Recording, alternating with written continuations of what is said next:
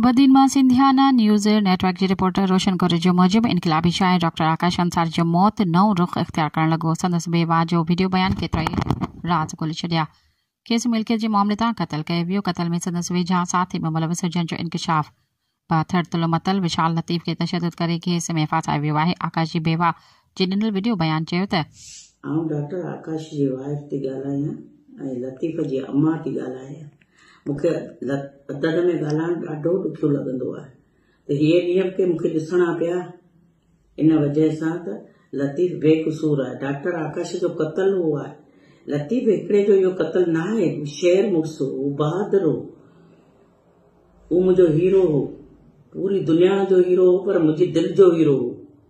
उहो मूंखां वियो आहे, हुनजो दर्द मूंखे कोन हूंदो। ॿिए पासे मुंहिंजो बचिड़ो हाणे मूंखे आकाश ॾिनो, आकाश जो पुटड़ो, असां ॿिन्ही जो बचिड़ो, उन्हनि ते माण्हुनि ग़लति इल्ज़ाम लॻाया आहिनि त लतीफ़ क़तल कयो आहे। लतीफ़ क़तल कोन कयो, हुनजो असली कातिल ॻोल्हीनि।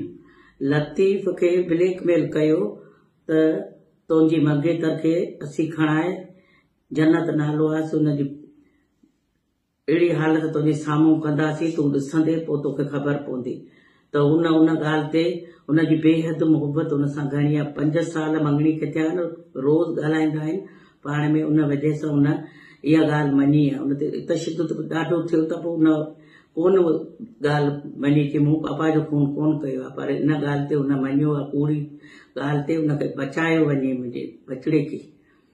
सॼी अवाम सां हिकिड़ी माउ हिकिड़ी ज़ाल जी अपील आहे जहिड़ी त मुंहिंजे बचिड़े ते को बि अहिड़ो ॾींहुं न आणियो जो मां बर्दाश्त खां ॿाहिरि निकिरी वञा।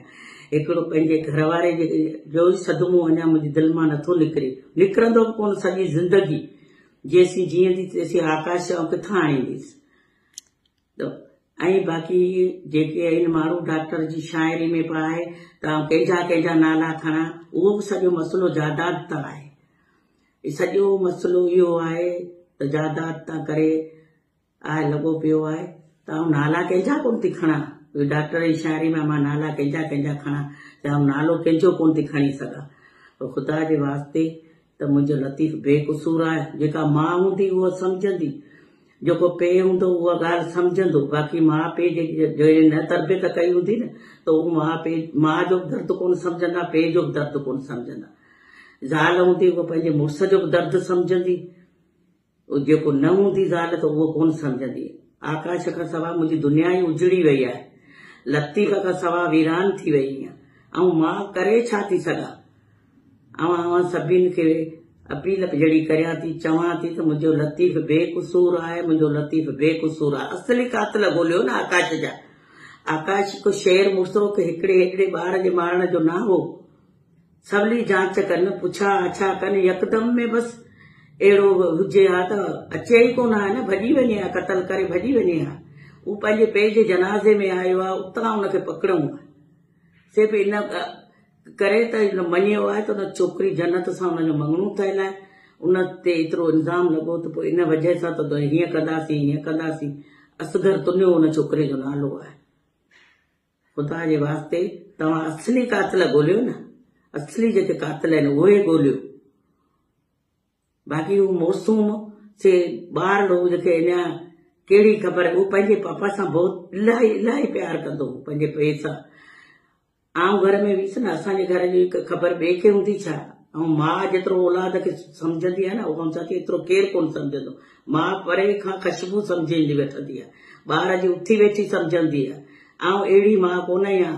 उहा आकाश जी सॼी दुनिया खे ख़बर आहे त हुनजी वाइफ कहिड़ी हुई कहिड़ी आहे। मुंहिंजी तरबियत एतिरो गंदो रंग कोन लाहींदी।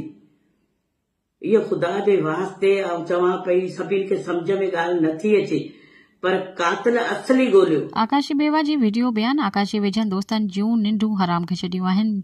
GIT जुड़ी ते वेझा साथी बि फासंदा जेके हिन वक़्तु आकाशी मौत ते ॾुखारिया आहिनि, तिन जो असल चेहरो बि साम्हूं अचण जो इम्कान ज़ाहिर कयो पियो वञे। हैदराबाद पुलिस बि आकाश क़तल में दुरुस्त जांच करे न सघी आहे। आकाशी बेवा जे आयल बयान बाद वेझनि साथियुनि में बड़धोक मचल। असल बड़धोक उन वक़्तु मतो जॾहिं आकाश क़तल जी फरियादी जान मोहम्मद अंसारी जी IT लाइ ॾिनल दरख़्वास्त वापसि वरिती। उन बाद आकाश सां मुहबत कंदड़ न रुगो हैरत जो इज़हार कयो, पर उन ते सख़्तु रद्द अमल सोशल मीडिया ते ईंदो रहियो।